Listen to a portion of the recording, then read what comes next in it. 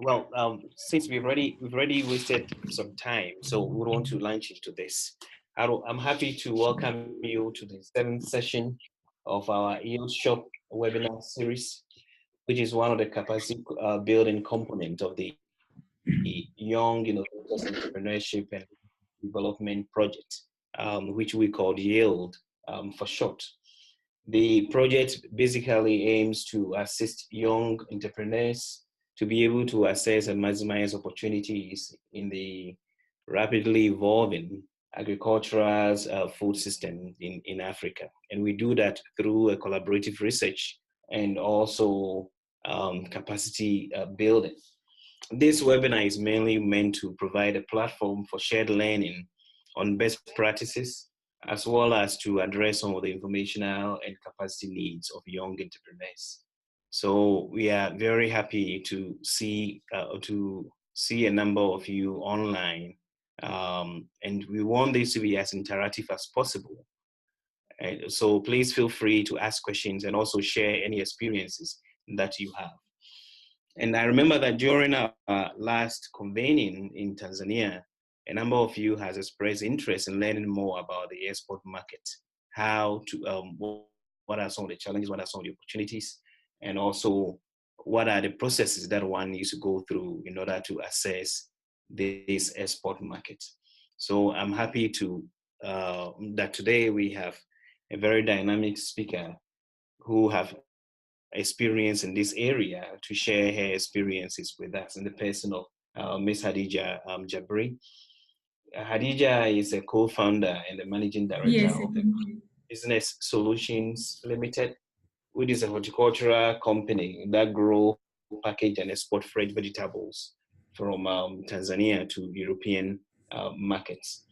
And from what I had gathered from the website, they are currently exporting about 6 metric tons of vegetables a week to European market, and are planning to expand on this export that they are doing. So Hadija will introduce herself and will share her experiences with us. So Hadija, thank you very much for availing yourself.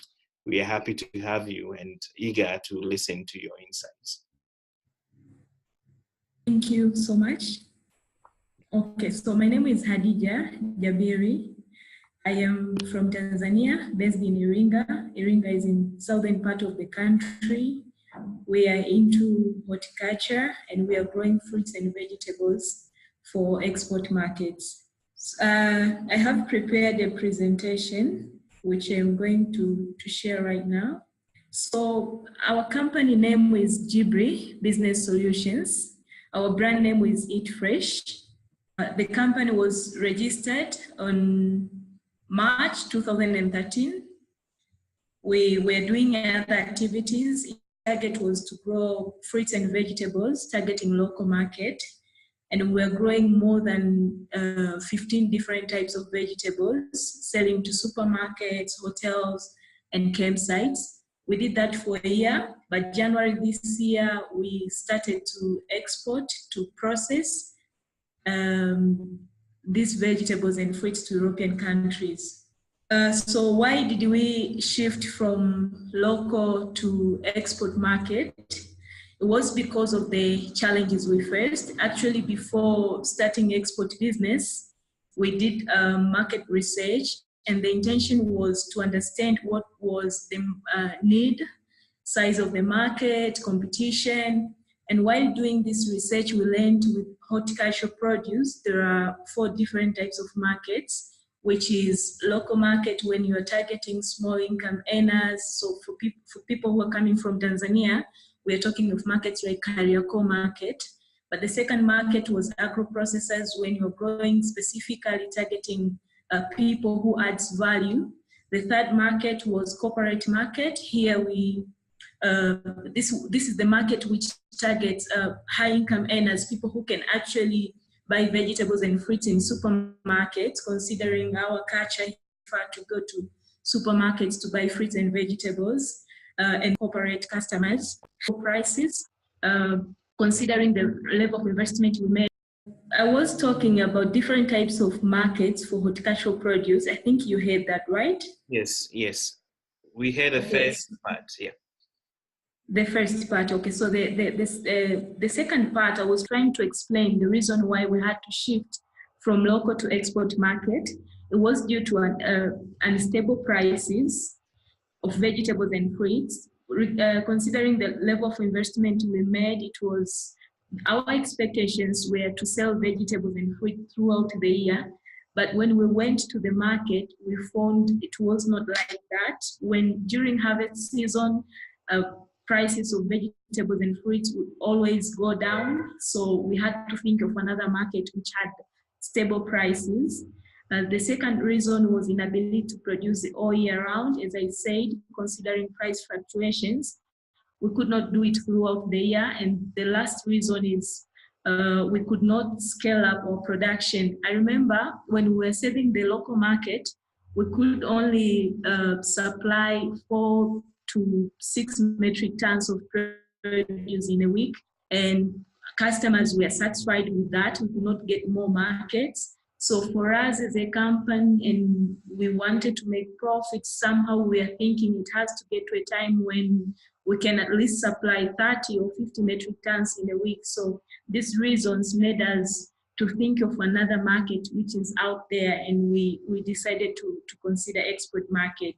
So our current market is in UK, and Netherlands and Ireland, and we export average of 8 metric tons. I think we have to update the data on our website. As you said, we are exporting 6 metric tons. But we're looking forward to explore other markets in EU countries like Germany, French, Belgium, Switzerland. Our products, currently we have snow peas, we have sugar snap, we have French beans, we have avocado, we have chilies, we also have baby corn. So what is the export market potential? These statistics for 2014, actually it was showing some of the countries which export big volumes, includes Morocco, Kenya, Egypt, and other countries. But countries like Belgium import most of their horticultural produce. Belgium, Spain, you can see on the second figure here. So this was just to show what is the potential which is out there. So what are the things someone should consider if you want to do export business, especially export of agricultural products? First is to understand export business, and the key questions you have to ask yourself includes who, where, what, when, and how. What meaning, what will be your product? What do you want to export? And I think on choosing the products, you have to consider a number of factors, including what is the demand, what are the trade requirements on that particular question of who it is, who will be your customers. Are you going to sell to retailers? Are you going to sell to distributors? Are you going to sell to supermarkets? So the most important question is who will be your customers prior to starting any production. The other question is where are you going to sell? Okay, for example, when you're in Africa and you're considering export market, you have to think, is it a regional market? Do you want to sell to the US? Do you want to sell to Asia? Do you want to sell to European countries? What are the trade regulations? So you also have to ask yourself, where are you going to sell those products? Also, it's when we have seasons for different crops. Actually, what is happening on export market, for example, in horticultural produce, there is always a high season and low season. So you have to ask yourself, when will you be supplying to this market? And the last question is, how are you going to get all this information, but also how are you going to get customers on that particular country where you want to export? How to access export markets? There are a number of ways, but some of them is, first, you can use marketing agencies which are there in the countries you want to export your produce. But also in our case, we used online marketing platforms. We have platforms online which actually connect suppliers and buyers for different products, even with agricultural products. For our case, we used this strategy to get market, but also you can attend trade fairs where it's an opportunity to meet with different buyers, to meet with other suppliers from different countries. Also, you can become a member of your particular country if there are any export promotion boards. Like here in our country, we have TAHA, Tanzania Horticultural Association. We also have TANTRADE. One of the key things they're doing is market linkage, is making sure that whatever that is produced by farmers gets market, either it's within the country or outside the country. But also in our case, I've also been using embassies. I mean, Tanzania embassies abroad, but also some of European country embassies which are here, getting connected to them. They have been helping us to meet, to get access to some of buyers in their particular countries. And the last way you can use to get market information is different tools like International Trade Center.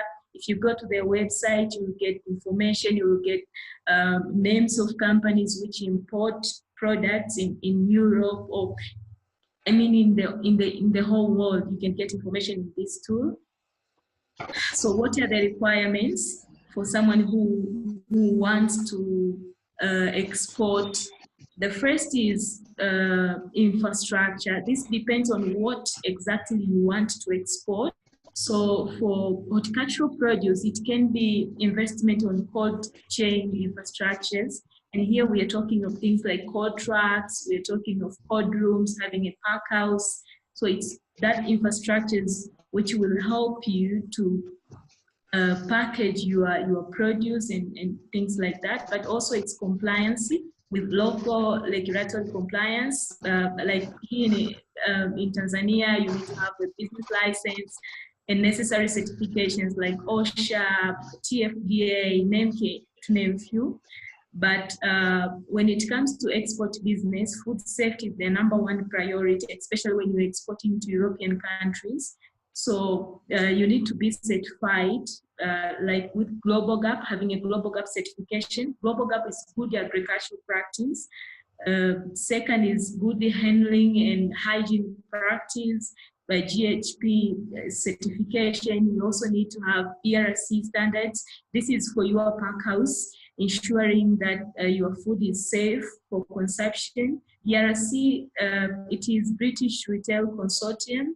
Also, you need to get phytosanitary certificate. When you are exporting, it's not your company which is exporting, it is the country which is exporting. So the Ministry of Agriculture, through plant health department, they have to inspect your produce and give you a certification, ensuring that whatever that you're exporting can be consumed, it is safe. And another certification can be certification of origin. This is mainly for trade agreements, and we basically get this from, for example, in our country, we get it from Ministry of Trade, Chamber of Commerce. With challenges, for example, on this certification, it's a bit costful for someone who is starting, but I think in here we have few certification bodies, maybe because we don't have many exporters of horticultural produce, so that is also causing costs to be a bit high. So our business model, we are producing on our own farms. We have our own farms here in Iringa and Njombe, but also we are using small-scale order farmers, outgrowers. We have 270 outgrowers now. What we do with them, we train them, we give them agronomic support, making sure that they're meeting export standards. Then we buy from them, we package these vegetables and fruits and export to European countries. why are we using outgrowers? When we started this business, one of the major challenges we encountered was volumes. Actually, we started it on January this year, and on February, we lost 2 customers. We lost 1 customer in Sweden and another customer in Ireland. The reason behind was we could not supply the volumes they wanted. I remember one customer wanted us to supply 15 metric tons every single week, and back then we could only supply 1 metric ton. So they said, we cannot work with you because you don't have volumes we want. And for that reason, we had to sit down and think, what can we do to be able to meet this demand which is out there? And that's the reason why we decided to engage small-scale order farmers. And I think for anyone who is considering export business, one of the most important things you need to be sure of is volumes. The second reason, we just wanted to be part of people who address sustainable development goals. And I was a bit, when we wanted to engage these small-scale order farmers, we were looking at the community around us. Most of farmers here are struggling with market. So with the fact that we already had market, we just thought we can address that challenge, market and post-harvest losses. So what are the advantages of export market? The first one is you can get good prices there. As I said, we could not save local market because of price fluctuations, but with export market, you can get good prices. Second, you can do production all year round. So from when we started in January, we have been exporting every single week up to this moment. Also, it's easier to scale up. Like right now, we are exporting average of 8 metric tons, but our customers want us to supply 30 metric tons every single week. So we are expanding our production. And it's very easy with the export market compared to the local market when we targeted corporate customers. Disadvantages, competition is high. That's why you really need to comply with standards. And that starts with the quality of your produce, but also the way you package your produce. Now you are into the world market, so you have to expect competitors from all over the world. But also another disadvantage is it's a business which requires investment in terms of cold chain infrastructures. We have to invest on marketing, but also meeting those technical standards required by buyers. What are the opportunities for us as a company? Hadija, yes. Let me interject here briefly because we have a question here. I think Joshua has a question about the outgrower scheme, and his question is about how do you ensure consistency with the smallholder farmers if you are sourcing from multiple groups? Okay, so what we are doing, we sign contracts with farmers. We have 2 groups of farmers. First is medium scale farmers, someone who can grow from 5 acres to any acreage, but also we have small scale order farmers. These are people who can grow from 0.5 acre up to 2 acres. And when we sign contracts with them, we are sure that they are going to sell it to us, though some of them will, at the end of production, they might choose to go and sell to other people, but at least that act of having a legal agreement with them is ensuring, is giving us that assurance we are going to get produce from them.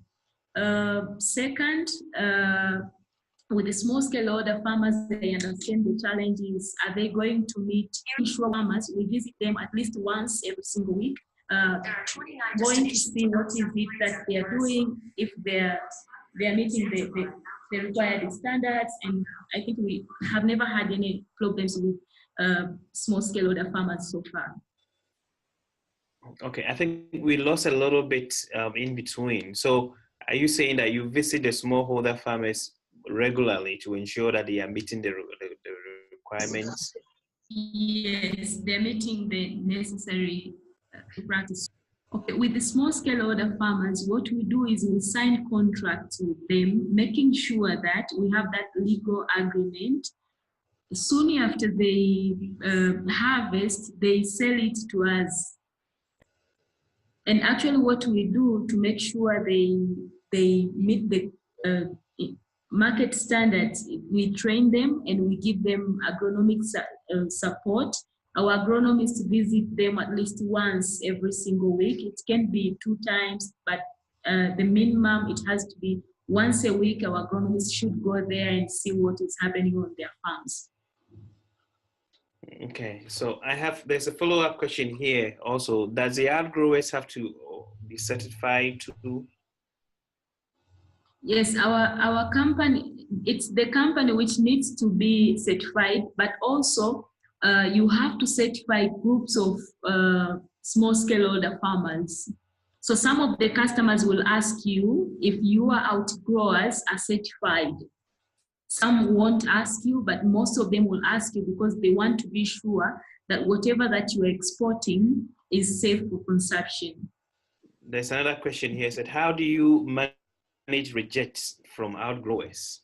Okay, with rejection level, first of all, we train them before engaging anyone, before making them outgrowers. We make sure they understand good agricultural practice. So in our case, we give them a planting program, telling them what they need to do in every single day, from planting to harvesting period.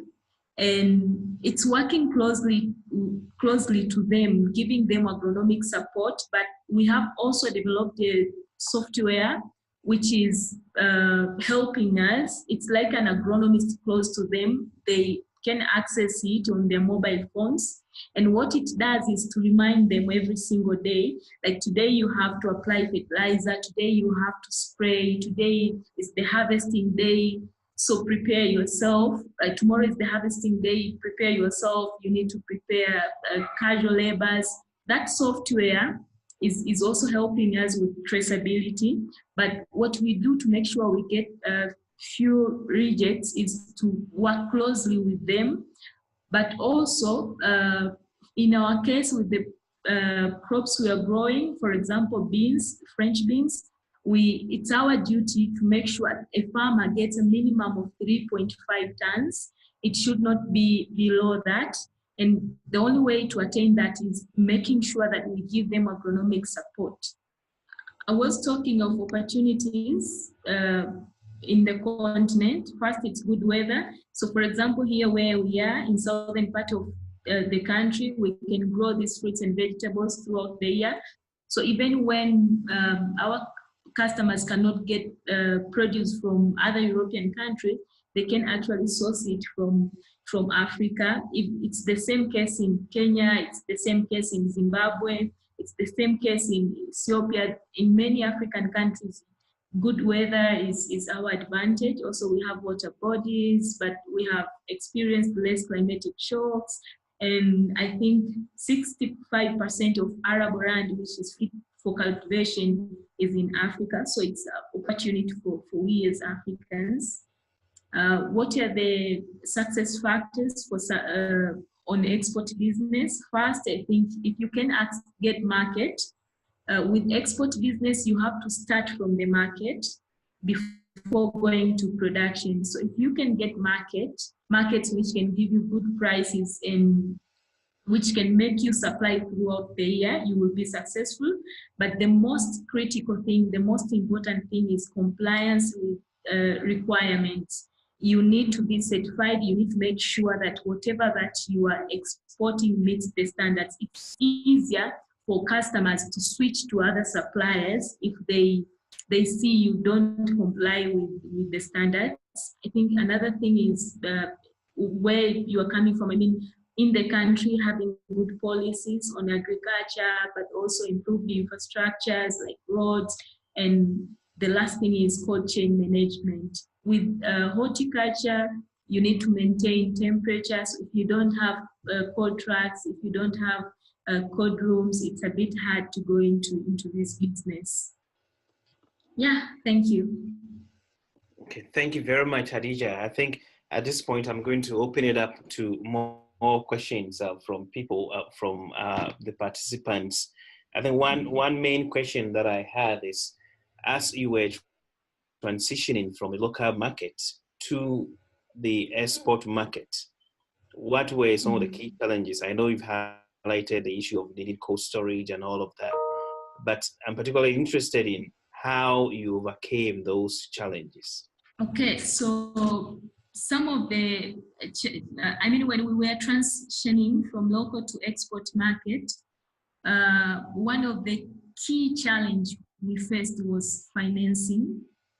Okay, we had little savings from the business we did here within the country, but it required us to get a bit large amount of money to invest on cold chain infrastructures. That was a challenge. I remember we tried to approach some commercial banks here, and with their interest rates, it was not possible for us to get loans from them, as we knew we could just kill the business. So one of the things we did was to try grant options.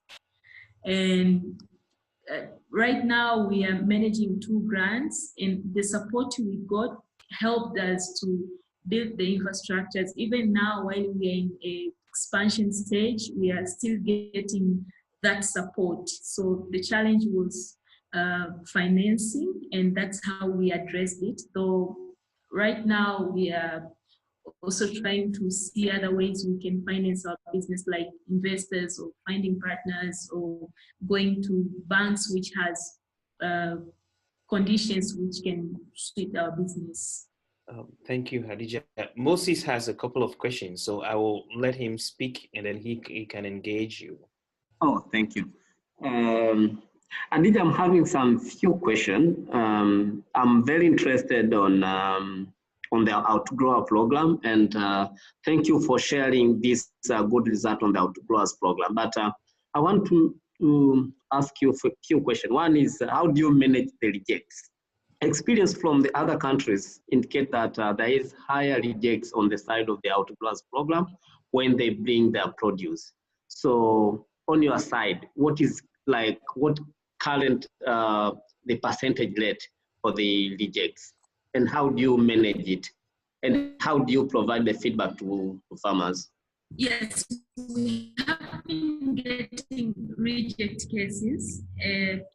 The first thing I said, we're making sure that we work closely with them. We give them agronomic support. We have agronomists who goes to their farms at least once every single week in that software, which is actually acting as a reminder, telling them what they on a daily basis. But in terms of percentage, now it's 30 to 40% with new outgrowers. And some of them are even, those experienced outgrowers, they're 20 to 10%. Thank you, Hadija. I'm having another question. It's about gender aspect. I'm curious to know, in terms of percentage, how women and men and youth in terms of percentage.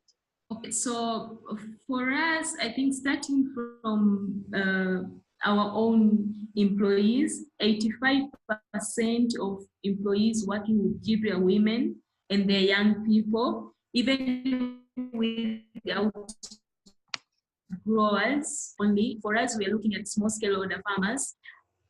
With our experience, with the year we have been in business, most women are not that much attracted to this kind of crops we are producing.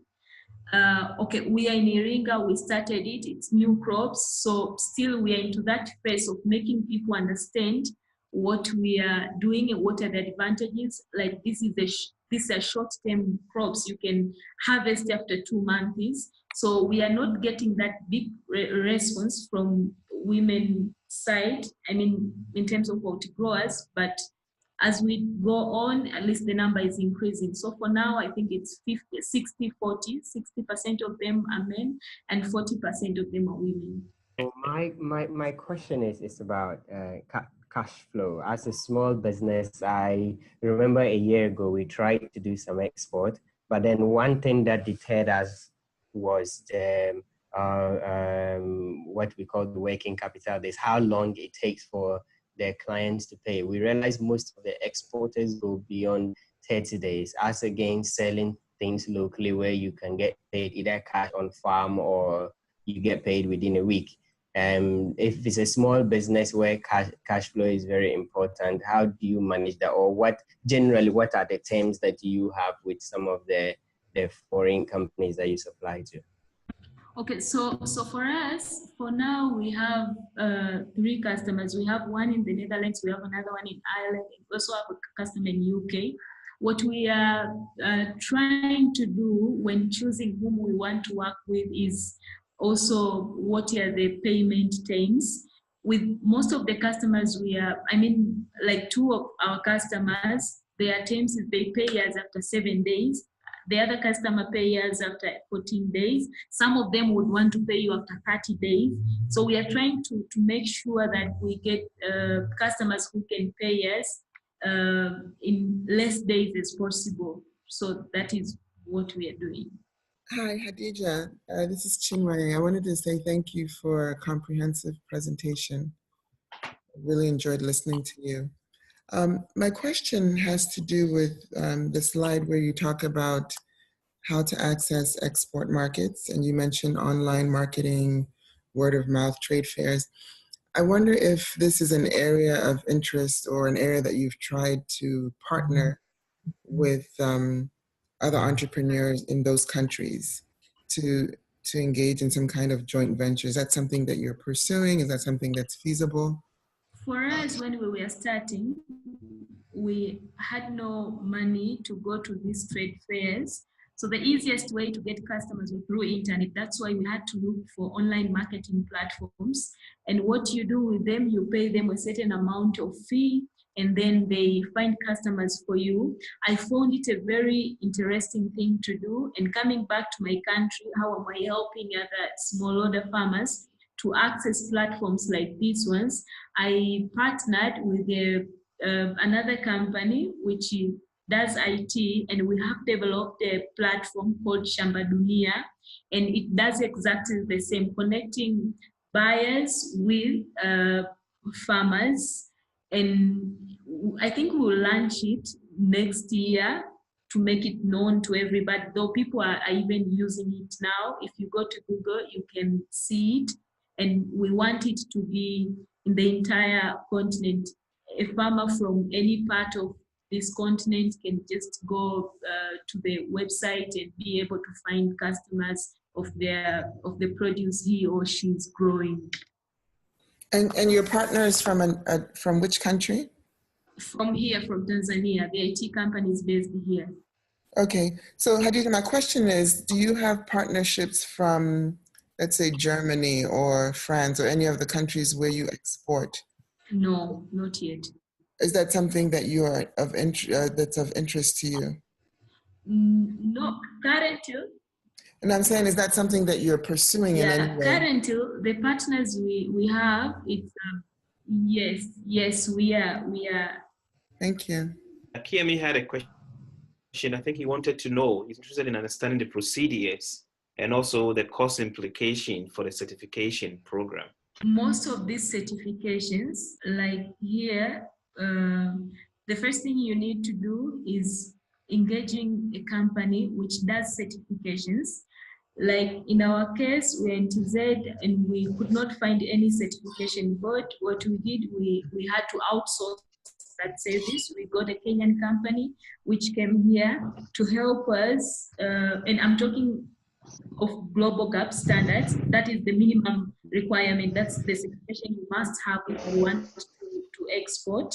At least if you have global GAP and BRC, and the other certifications can come later.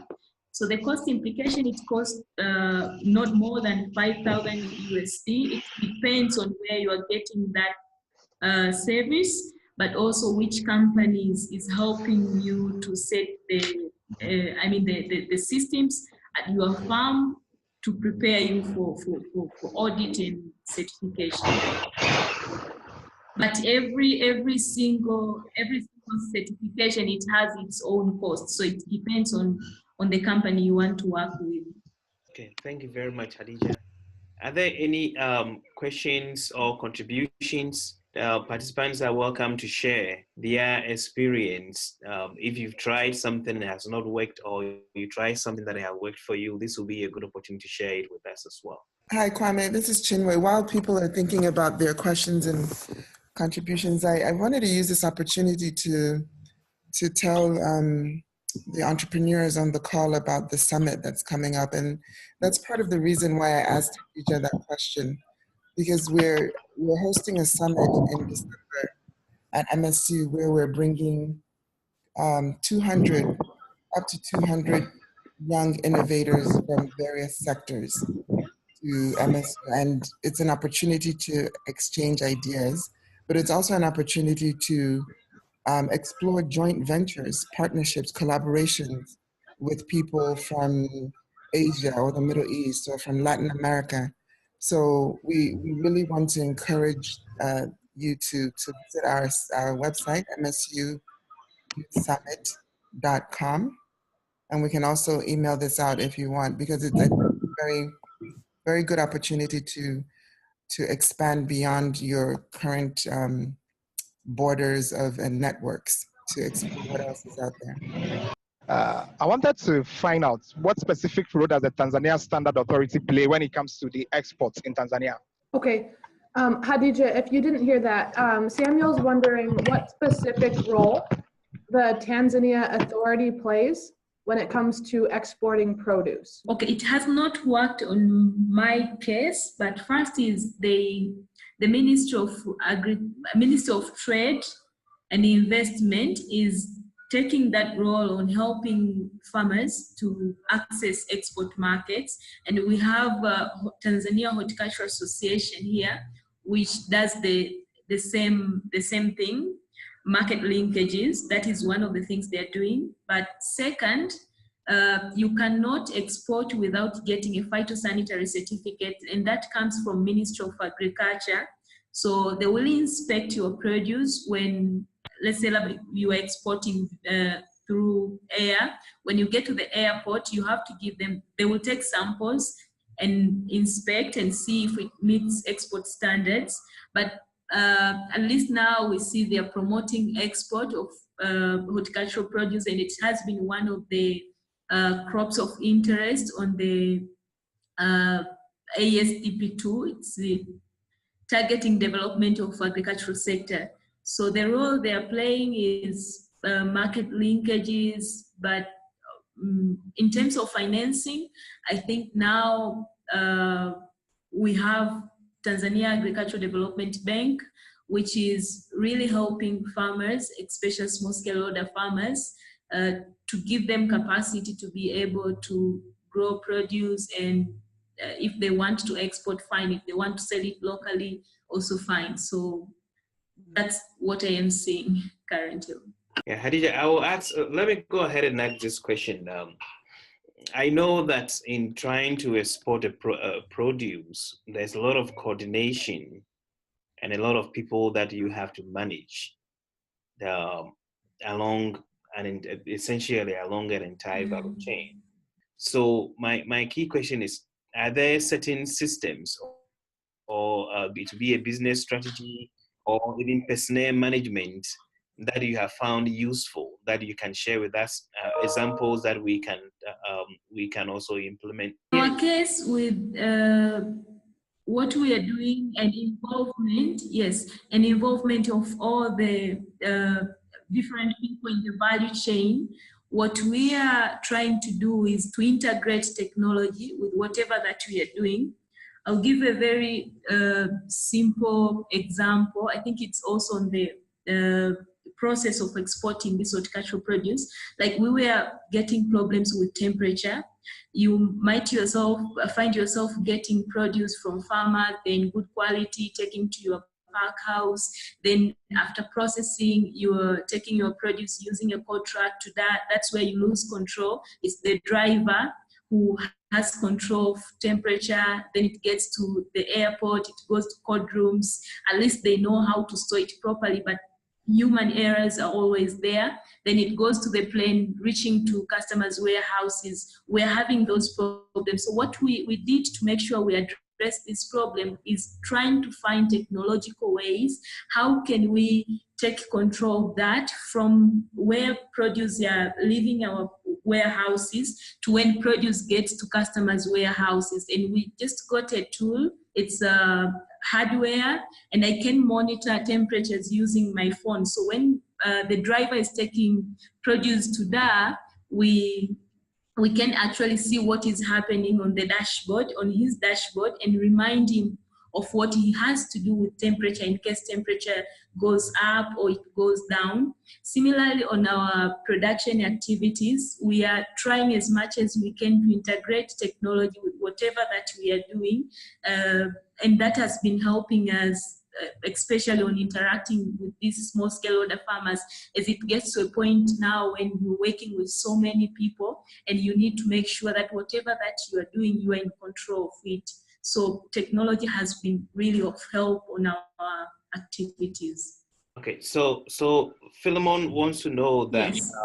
He said he has also tried to export honey to US and Germany, and the problem that he faced was the uniformity of the product, and want to know if you have had any such challenges and how you overcame that. On my case, I don't have that much experience with honey. I've never done export of honey, but what I understand, every product has its own regulations.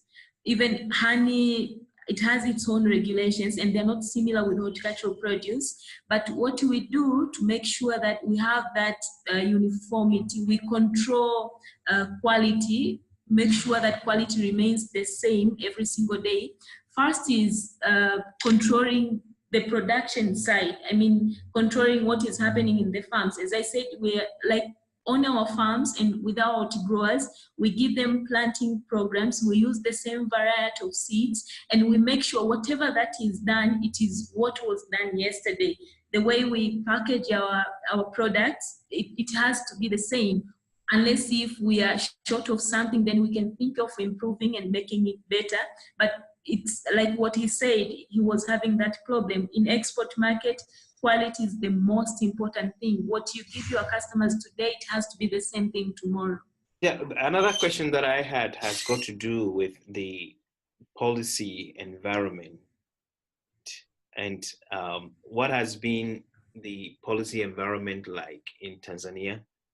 And then are there any strategies that you have adopted to influence the policy environment to ensure that it is favorable to your business? Okay, yeah, some policies are not that suitable for business. I'll give a very simple example. Like in our country, we had a cargo flight landing in Kia, Kilimanjaro International Airport, but that's no longer there.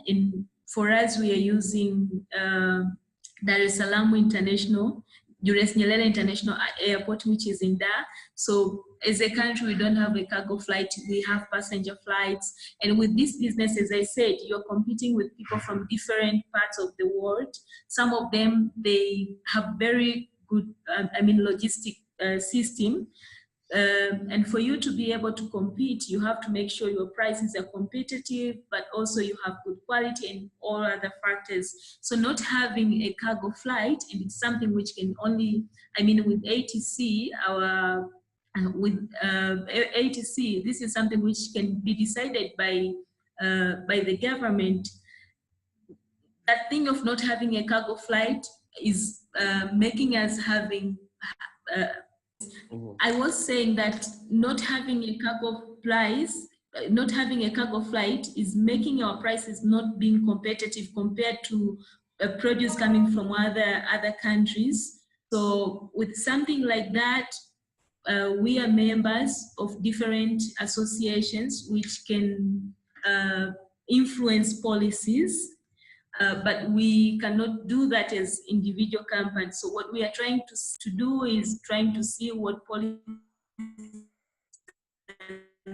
not favorable for our business. If you go to tax policies and other things, not only policies in what we are doing in agriculture. Let me see if there's any other person that have a question. But I do recall something you shared with us when we were in Dar about ways to leverage government support by, you talk about publicity, like bringing a minister to your farm, and that allowed you to get some publicity. Yes. And also help to drum home. If you could share that with us also. Okay, so when we started, as I said, we were serving the local market. We had no money to be able maybe to advertise what we are doing on media. So I thought of why not getting in touch with different ministers, like Minister of Agriculture, going there telling them what not be giving us money, but introducing us to different partners on the sector. So like what I did, I went to the Minister of Agriculture, managed to meet with the Deputy Minister who was, now it's not the same person. He went to Minister of Education, and I asked him if there is anyhow he can come to our farm. And the reason is because I knew if he gets to come to our farm, he will come with all the medias. And that way we will be able to get media exposure. Everybody will see what we are doing, and you never know, maybe we'll get market out of it. Maybe we'll get someone who is interested to partner with us, or an investor. And actually after doing that, it happened like that. Some other media got to see what we are doing, and then they wanted to come and do stories of our activities, and then we were getting many customers and some people who were interested to work with us in different ways. Adding to that, using these policy makers, using these, political figures in business, like this year, while we were struggling, trying to see how can we get this capital required to go to export business. We were lucky, Her Excellency Vice President visited us, and through that, one organization which provides support to farmers saw us on TV, and they approached us and they helped us with code rooms, and now they're actually giving us contracts. So it has really been helpful, them knowing what we are doing and coming here regularly to visit us. Moses had a comment on the policy and environment. Moses, would you please share with us? Yes, I just wanted to add from Hadija what she has said about the policy issue. So this sector, horticulture sector, is not in our country. It's just coming up. For many years, it has been dominated by, in East Africa, it has been dominated by Kenya, but Tanzania now we are coming up. So we have a lot of challenges regarding the policy. First of all, the regulatory issues. You find out that there are a lot of regulatory institutions that are in the horticulture sector, but all the regulatory institutions, they are not under the same roof. So for example, if you want to go to certify your produce, maybe you want to go to TBS, the Tanzania Bureau Standards, you also need to go to TFDA, you need to go to the port, but all those institutions, they are scattered around. So you need to take your documents from this building to the other building to the other building. So it's being a challenge because this sector is not well coordinated. That's what I wanted to share. Okay, thank you very much, Moses, for that contribution. Philemon has a question. Do you have any links with Africa, continent, or regional organizations to make exportation smoothly? And he's referring to AGOA, the East Africa Community, and other organizations. Doesn't that ensure that we have access to global markets? We don't have any link with AGOA or this East African Community. Currently, we are working with EU. We have links with EU, European Union. If you want to get this trade information, you can go to International Trade Center website. There is a trade mapping session there where you can get market information in all over the world. You can see whatever product that you want to get information about, you can access it there. It's one of the tools we are also using to get market information. I don't know, I would want to thank Hadija very much for your willingness to share the experience with us, and also filling some of the questions that we have. We really appreciate those insights, and hope that this will be the beginning of greater partnership to come. We really appreciate your insight. Thank you very much. I would encourage those who are not on our email list, or those that are joining us for the first time, to please email my colleague Alexandria, so that we can add you to our email list, and then we can send you updates on our next webinar, as well as give you a link to previous webinars that we have held in this Yield Shop series. Are there any other announcement? Chinwe, Alexandra, do you have any other announcements? No, just to thank Hadija again. Thank you very much. And to welcome the new participants on this webinar. And same for me. Thank you, Hadija, for your wonderful presentation. And also pleased to see a couple new people joining the webinar. I put our email address in the chat. It is yield@msu.edu. So YIELD @msu.edu. Please feel free to send us an email with any questions. And also, if you put your email address in this chat, I will be able to include you on any future emails and opportunities that we are sending out to agripreneurs. So welcome again, and thanks for joining. Okay. All right. Thank you very much to everyone for coming. So our next webinar is going to be in January, at the end of January, so January 30th, at the same time as today. And we will be sending you updates as the year go by. Thank you very much for your time. I wish you all a very good afternoon and a very good morning here in the US, and also wish you the best in the upcoming holidays. Thank you for joining us.